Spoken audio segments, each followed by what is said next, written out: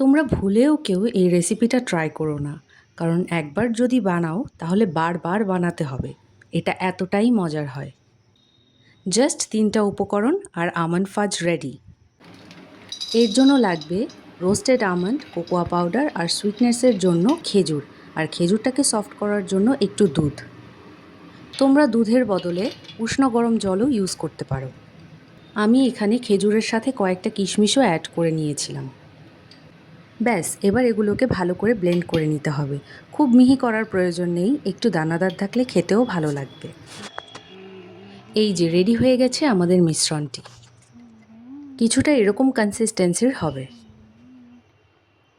এবার মিশ্রণটিকে একটি কন্টেনারে ঢেলে ওপর থেকে মেল্টেড চকলেট অ্যাড করে নিলেই আমাদের আমন্ড ফাজ রেডি।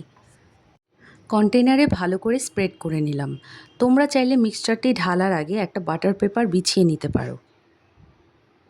চকলেটের কিছু বানাচ্ছি আর বানানোর সময় টেস্ট করব না, তা কি করে হয় বলো? একটা বাটিতে চকলেট নিয়ে নিচ্ছি মেল্ট করার জন্য। আমি এখানে ডাবল বয়লিং মেথডে চকলেটটাকে মেল্ট করে নিয়েছি।